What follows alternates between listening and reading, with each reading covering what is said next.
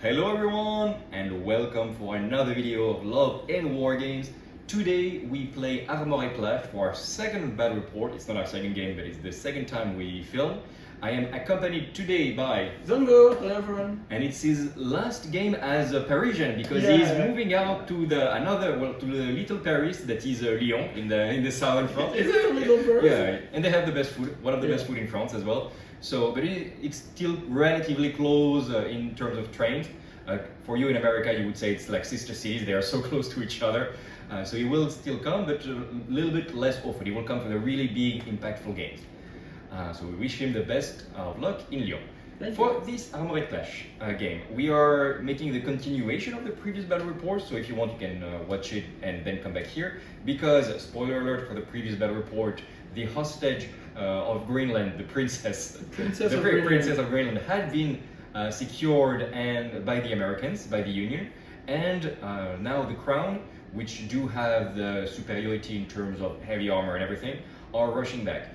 The American bikers got decimated, as well as the robots and everything, which will impact my list composition. Now the Americans need to evacuate the princess out of Greenland. They are besieged in their part of the city, in their little base, waiting for aerial evacuation, and they are outnumbered as well, so it's a narrative scenario, unbalanced, and they need to survive long enough for their air support to arrive in full and to evacuate them, and then maybe it's going to continue in dystopian wars, depends on what happens today. Zongo, you come today again for the crown. Your Imperium is painted, but we try to finish this. You will see the Imperium later on, whenever you can come back to Paris, hopefully soon, and it will be a large battle then, like 3,000 points or something. We're gonna see the list, the scenario. As always, if you like this type of content, thumbs up really helps. Also subscribe, give us a comment. We are just a couple of weeks away from finishing the contest for who is going to win Union Armada for dystopian wars and Dual Home Army for conquest. So your last chances, join us on the Discord and give us a comment here to gain tickets. We're gonna make a live FAQ once we reach 2,000, and it's gonna be during this one that we will choose who is the winner of the contest. As I record, we're like 50 subscribers away, so it should be relatively fast. So without further ado, let's take a look at the lists, and as always, it's gonna be an express battle report, so we're not gonna film every dice roll or anything, just the key actions. Hello everyone, so this is my list for this 1,500 points of crown for Armoured Clash. So we try to do better than the last time where I got crushed. But still it's mostly the same units because I don't have many other units in my collection. But I'm bringing the Sovereign because it's a very cool model and it can transport a lot of infantry, so 12 riflemen as well. So yeah, in a scenario where the objective is to take the objective, I think it's cool to have transports. I'm also bringing, which is supposedly one of the best units in the crown. So these are 4 balls heavy mortars. Are they? I'm approaching them because I couldn't find my balls anymore. But I do own 4 balls heavy mortars. So You're packing for your moving out. Yeah, that's it's why. It's true. I also have a big unit of Spitfire rocketers. Again, when you have to move and take the objective, it's good to have some mobility, so jetpacks could help.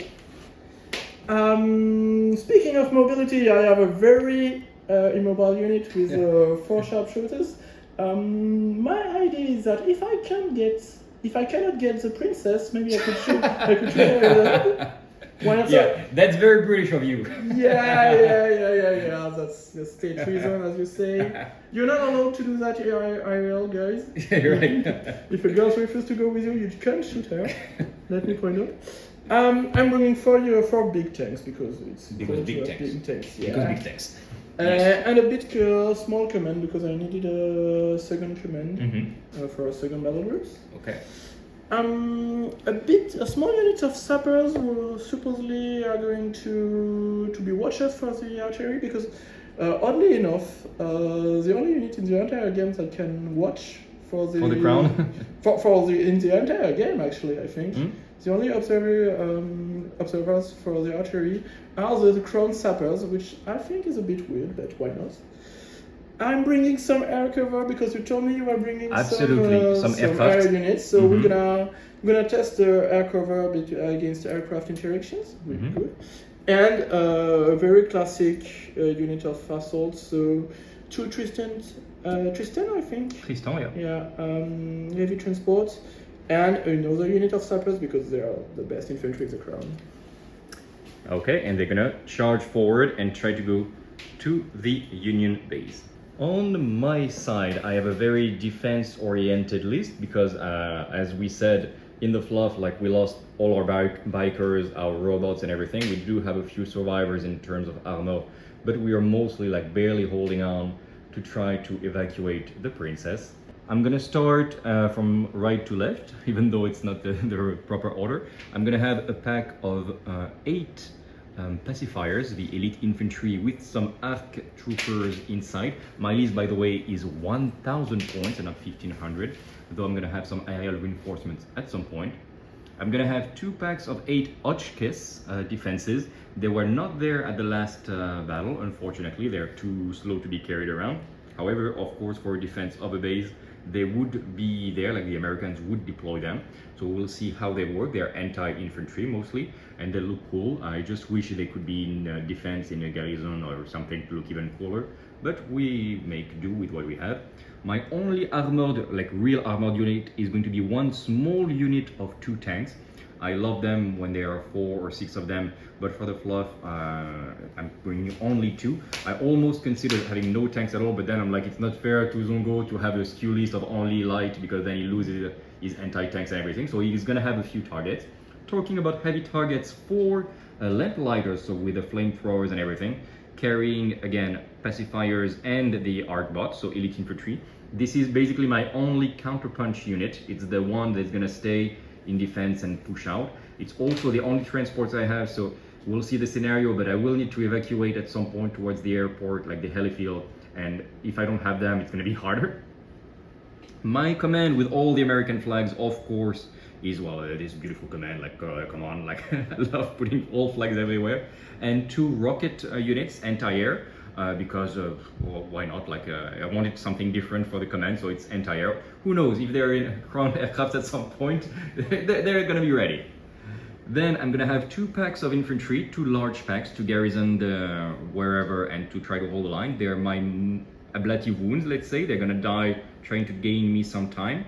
So each time it's gonna be 12 stands, and then some Gatlings in the back to try to provide a little bit of firepower. So it's the same unit here with a little sergeant each time with the flag. And finally, I'm gonna have some aerial reinforcements. So they're gonna come little by little through the game. First aircraft is gonna arrive at turn 2, then turn 3 I'm gonna have a second one, and then turn 4 I'm gonna have a 4th one. And if I don't, like, and by the end of turn 4 is gonna be the end. Either I survived, or the princess is out, or I managed already to evacuate. We'll see how it goes, but yeah. There's going to be a trickle of air reinforcements of the Union, paving the way for the aircraft by a Talon autogyro. Okay, now we can talk about the list straight, like the scenario straight away. The princess is going to be in this base, obviously, kept in defenses with some lines, like some trenches and stuff, ready to hold the crown assault.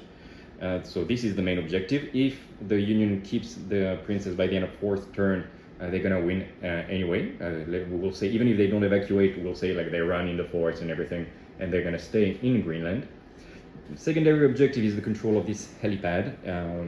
By the end of 3rd turn, if the princess is there, she will be evacuated by a Talon autogyro. So I will, end of 3rd turn, that would be good, or any point during the 4th turn, and if by the end of the 4th turn she's not there, it means that the aircraft, the Talon, will have to run away because of crown forces and everything. That would be said. We'll see how it interacts if the crown puts some anti-air firepower around there. We'll need to decide the rules for that. Maybe we'll roll some dice and see what happens. Apart from that, as you can see, it's mostly a base here. We'll try to hold as much as we can. This big tower is just here to look cool. And finally, some defenses as always. Just as a reminder, these little terrain here, like these circles, are the forest. We are still looking for good proxy for forest terrains in like different areas. We're still thinking about how to make it work. But for now, if a unit is within the circle, here and there, we consider they are in cover, like in the forest. That is going to be it for the scenario and the list. We are going to deploy, and we'll see at the beginning of the first turn how it's going. All right, guys, we did the deployment. I deployed first because I'm in defense, and then he could deploy nicely. I put in defense here my tanks. It worked well last time. We'll see how it goes, as well as a pack of pacifiers with the objective of going there. Though he has Tristan that moved with Vanguard, we'll see that, but I think there is going to be a fight there. Here my command in this little building, overwatching there. The base is of course defended by all the Hotchkiss, and I mean all the Hotchkiss. Pack of infantry in a garrison here, just holding the line, with my pacifiers with more, my lamplighters with more pacifiers here. And I had initiative, I had first turn, so I had infantry out in the open, and I moved forward there to hold this garrison in the middle of the terrain. On this side, the Tristan with the sappers, with Vanguard because of Fallen Hope, moved forward. By the way, last thing for me, we decided, since we don't have that much time to play, that first turn there's going to be the first aircraft, and then turn 2 second aircraft, etc. So I positioned it here for its attack run. The Crown command forces are here. Then there is the 4 Galahads in front of my tanks. There's going to be a nice fight here. The flying units are right there in the center, ready to pounce forward. The Sovereign, not the Monarch, with its garrison infantry right there, ready to rush on the fortress. I don't have anything to try to hold them off. Well, we'll have, it's like the Battle of the Bulge in 44. It's like we need just to keep the head down and try to survive. Some infantry out in cover there, like it's the snipers, right there in the forest, with some anti-air walkers, and as well the Borgs. They would shoot with a malus, like a penalty if they're in the forest, but they don't care because they're going to have spotter to cancel all of that. That's it for the deployment. I started to move, and we'll make a few activations and come back. And when I say come back, actually, there was a little issue that we will realize later on, but those videos that you see now have been recorded, I don't know how, in slow motion. So I have to make a little voice over now for part of the video. I will try to comment it the first time I'm going to try this. So as you can see, I made a few activations. He activated first is the tanks, is Galahad, shooting at my tanks that are technically in the forest. They survived quite well the whole game, like my tanks in cover. They are really tough, especially with resilient front. Here we're going to see a little activation. The Sovereign is moving forward. I have very little ways to try to survive. I made a little mistake here by activating my guys first to go on Overwatch, and there was not much they will have in range of Overwatch, these poor Gatling guys, but don't worry, they will have their time of glory later on. So, yeah, the Sovereign like is such a beast. Like we'll talk a bit more about it in the debriefing, but damn, is it such a cool model. So he's shooting everything he has at my guys, even though I am in cover, which is really what the infantry wants to do. Well, especially when he does rolls like this, it's harsh to survive this amount of firepower, and the rerolls not helping. Even though I was in half range and stuff, you can see there is a lot of explosives. So of course, those guys were here just to suffer a lot of points of damage. Here there is a little trick card, like I will show to the camera the card that I'm declaring. There is always this poker game in Armoured Clash when you can declare like this, like, okay, I'm gonna try to make an action. He probably guessed, since I play Union, that I wanted to make a give them hell, which absolutely is what I try to do every single turn, and he bets a card on his own to try to counter it. And he will counter, which will really help him there. He makes a rush there, and oh my god, this is really fun. He has those transport, I think Tristan are their names. It's the transport version of the Galahad, and they have like flamethrower, like melta guns. And I had guys in the cover here in this building. However, they destroyed the Tristan destroyed the building with their we'll call them melta guns. So my guys had to evacuate. I don't think he even made me a point of damage. Like I didn't lose anyone, but the building crumbled, and then he deployed his engineers inside. They have a special rule which allows them to go into destroyed buildings and destroyed behemoth, which is very convenient. It was a great combo that he did get to use. Here, my first plane went there. Yeah, really tried to stay away from this entire bubble, and he's going to make a strafing run at the enemy infantry. And come on, like look at this. It looks so cool, like having this plane like just piling up the Gatlings against this lined up infantry. It's amazing. I make a terrible roll. I think I'm gonna have a reroll there, and much better thanks to the rerolls. If I remember, yeah, much better, but still not crazy. But yeah, I was scared of anti-air, and I was like, okay, later on I will just try to move head on. You will see that anti-air, it's good to evade it because damn, is it powerful.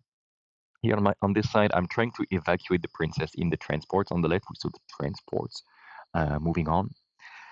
Here he stays there with his Spitfires and stuff. He will, of course, move forward later on. There's going to be an epic battle here. There is my second plane that arrives, and this is probably the end of turn one. Of course, I didn't record all the actions, and I had to cut a few things where we're just rolling some dice. I was trying to keep this short. Let me know, by the way, if you like this way of narrating, like just showing you this, cutting most of the stuff, and I just make a voiceover knowing what's going to happen. Beyond that, we can see that there is these tanks that the Galahad tanks that will move forward, and I will have all the difficulties of the world trying to deal with them. They are the tankiest tanks in the game right now, so not easy. Here you can see the transport trying to evacuate the princess, and well, you will see what's going to happen. But basically, I am way too fast for him. I see that I cannot stop the sovereign, so I'm trying to evacuate the princess with the transports, and he's moving forward his snipers in a desperate attempt to shoot the princess actually before she can evacuate. Here I'm making some firepower attacks, and you can see that it cleaned quite well. This is much later, but I got some shots left and right from the tanks, from the Tristan and stuff. So I don't have many of my little Terminators alive. However, I did clean the entire pack of engineers thanks to the flamethrowers that I have all around. The Spitfires are moving in to get ready to attack. He still has his command unit that I'm going to make a. No, I'm not going to make a strafing run at them this time. The Sovereign deploys all the infantry that was inside because, yes, it's a transport, of course. And they shoot down my infantry. Like, barely have a few survivors in my Gatling squadron. You'll see they're going to make a great action at some point to try to shoot back. Here, all my Hotchkiss Gatling guns will do quite some damage on the infantry of the crown, like the riflemen. They will not finish them off, but they will do their job. Like Hotchkiss in defense like this is how they're supposed to play. I'm just sad that they have such short range, but when the enemy is within range, it's great. Here we can see that I'm probably saying here the camera that unfortunately the Australian snipers, the perfidious Australian snipers, shot the command regiment of the princess and did a point of damage. Like we said, like if he only kills the command stand, it's only like the sergeant, like the major of the regiment of infantry that jumps in front of the princess to take the bullet and save her. But he destroyed two stands, and we're like, okay, like we make a little roll, and unfortunately the princess was shot down by the perfidious enemy. We can see that there is a plane that crashed in the background on the left right now, and yeah, I tried to make an attack on the Australian snipers, and I lost a plane like outright from the small anti-air unit, but I destroyed most of the snipers. Here I put a lot of reserves like to try to hold the evacuation area, trying to hold for the Thailand autogyros.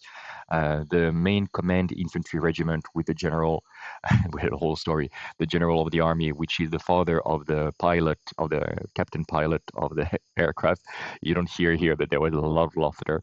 Zongo, if you watch this video, I'm sad that people will not hear this. Here we can see there is a last Gatling guy that I don't know how, like they tried to take over the building with melee, and I made great roll, he made terrible roll, and one stand of Gatling survived, pushing back and holding the building, and that was difficult. Here, more losses of artillery against the general, who was shell shocked by then. Yeah, I'm pointing out at the crown artillery, which I had no way to threaten. Plus, it was covered by anti-air fire. So the landing zone, like evacuation zone, is just pummeled by enemy artillery fire. I do send my last two aircraft later on to try to finish off the last Australian sniper, because damn, it's the guy that killed the princess. So is it the best thing to do with your first activation of the third or fourth turn back then? I am not sure, but like I just do it, and he shoots me down before I even can attack another plane, like a second plane. You will see it later on, but I do finish. I obliterate the last sniper. Here on this flank, I do in the end manage to hold most of the line. Like he has some Spitfire Rocketeers, which do some damage, but my Tesla bots just slaughter everything. Both the Spitfires and the enemy Galahad tanks will get dealt. And now let's go back to the audio part. All right, the last few activations, we are reaching the end of turn 4. Those Spitfire Rocketeers went here, losing 1 stand of anti-air firepower and killing 1 stand of Tesla bots. The firepower of the Rolling Thunders finally did some damage and killing 1 of the Galahads. Will that suffice? I'm not sure. And the Lamplighters retreated, getting the infantry pack that was right there inside, and they carrying the corpse of the Princess of Greenland. Gatlings going here, and they are disordered, not suppressed, disordered, because they're gonna end their activation away from their parent unit, even though the transport is there. I'm not sure, I need to check the rules. And the Crown is breaching out there. I have initiative, but we are barely holding on, and let's see if they can manage to prevent the escape, they being the English, before the end of the 4th turn. And of course, John the pilot is going to try to get revenge on the final Australian that killed the princess. We will see that right away. You know what? It's going to be my first activation, and we'll see if I succeed. Alright guys, we are reaching the end of turn 4. First of all, I want to say, just noticed some of the videos were in slow motion as I recorded them, like in the middle of the game. So I will try to fix it in post-prod or something to accelerate them. But it does mean that apparently the audio was lost, so I will have to make a voiceover, so you probably heard this already. So apologize for that. Yeah, I have no idea how it happened. About the end of turn 4, like most of the American aircrafts were shot down, except John, who did manage to obliterate the last Australian. Okay, very well. Here, I did manage to finally reduce to half strength the tanks with all the firepower, 2 big squad of Tesla bots. The tanks would give them hell and everything. I also did kill the Spitfire Rocketeers with the pacifiers, which are really a good elite infantry unit. The Crown took over, their artillery is just slaughtering units each turn. The Sovereign came here. The artillery, there was something funny. The Gatlings was shot down by the riflemen right there. And in the fluff, Zongo said, yeah, you guys surrendered, but then he was just executed by my British captain. So my little Gatlings here were like, okay, you know what, that's treacherous. So they went out of cover to shoot down all the infantry of the Crown to the last man with a good roll and give them hell. But then the Crown artillery all the way there made also a good roll and obliterate 8 Hotchkiss in a single volley. Sovereign moving forward, killing more and more infantry, destroying a transport. We made a roll. It was not the transport who had the princess aboard. But yeah, of course, the Crown takes over control of the map. Many Americans die, especially those Gatlings still in Overwatch, shooting everything they can, but it doesn't do anything on the Sovereign. The colonel the wounded colonel got evacuated by the rocket fire team, and the princess the body of the princess is evacuated by those lamplighters, and we'll have to see if some Covenant witchcraft, like a technology, can manage to bring her back to life. Okay, that's it for the end, military victory of the Crown, also political because they killed the princess, but the John is still alive, even though all his wingmen have been shot down. Vengeance was had to the traitorous Australian and the British captain there. The artillery, there was no way we could handle it. And John is alive, the colonel is wounded, the princess is dead. We'll have to see where this leads later on. For now, let's go for the debriefing. All right, guys, this is it. Victory of the Crown. Congratulations, Zongo. Thank you. For your last game until a bit, because, again, you're moving out soon. But it was tough. We didn't think it would be, in the beginning, when you were starting to fight against entrenched infantry and garrison, think you thought like it was not going so good, though you destroyed the building there. What did you think of the game, of the whole, how everything happened? Did you have fun? First of all, it's we don't play often Armoured Clash yet. We only have 2 armies, even though more are being painted as we speak. What did you think? Well, I had a lot of fun, so thank you, Philippe. Right, pleasure. So yeah, yeah. we made it really fun Yeah. with our background and our stories. And the story of everything. And You're gonna miss some of it because unfortunately we lost the voices Yeah, because of the sorry. slow motion. Sorry. But kind of recreating a Hollywood action movie. Yeah, which is with our miniatures. Which is how it's supposed to be played, I think. Yeah, I think so. So this was really fun, and having all this narrative about the princess and her lover, and etc. It was fun. So it was really fun. No, when it comes to the game, I'm not sure. I don't feel it's balanced because I had like 1,500 points, and you had 1,200 because you had your aircraft aircraft, coming little by little. Yes. And still, you almost beat me, you know? Yeah, well, I was in defensive positions as well. Like you had to come. Yeah, sure, but I don't feel like the crown has enough punch to really face the onion. They're resilient, but they don't punch hard. Yeah, so apart from, 3 major discoveries for the game, which were the aviatory. Well, we already knew it was good, but we tested it, and actually it's really powerful. The sharp rifles, same thing. With precision. Yeah, it's a really nuisance because you can shoot the officers. It has an incredible range with 32 inches. So incredible range? Yeah, incredible range, and it's powerful because it's a lot of dices. You can stay and aim, aim, so it's always good dices, you know. And the third thing will be this weird combo with the flamethrowers with the and Tristan, the sappers. With Siegebreaker. I don't understand how the Tristan with flamethrowers have Siegebreaker. Maybe it's melter guns. I don't know. Maybe it puts fire on something. But it's good. It's efficient. Every crown flamethrower has a Siegebreaker. It's good. So it's a way of dealing with entrenched units. And then you can get inside with the sappers. Yeah, because you can't really charge with the crown infantry, which is really weak. So maybe just the way to deal with entrenched infantry is to burn them with a flamethrower. Yeah, sounds a British thing to do. It's another thing the sappers have to do, and once again, you need a lot of sappers. All the combos go through the sappers, which is a bit sad in my opinion. Probably the rule maker is Scottish. Yeah, maybe. But the dragoons are Scottish as well. Yeah, they're very good. We've seen each, like even a small-ish pack, I was like 5 dice, it's gonna be fine. Each activation, they shot down a plane. Yeah, but I rolled insane rolls. Yeah, you rolled hot. But still 5 dice, I have 6 wounds with defense and everything. Yeah. It's not... It's still I got lucky rolls, but it's good anyway. Yeah. So why not? Yeah, if you want to get cover from the aircraft, you need at least 2 units. Yeah, 2 anti-air to have a good bubbles. Yeah, absolutely. Because 1 is not enough. The Crown rifleman can shoot the aerials, but it's a weak shoot, so probably not worth it. It's situational, I think. But yeah, so overall, really beautiful models, fun game, fun rules. But I don't feel it's really balanced. For now. We will see. Maybe Crown will get more units later on.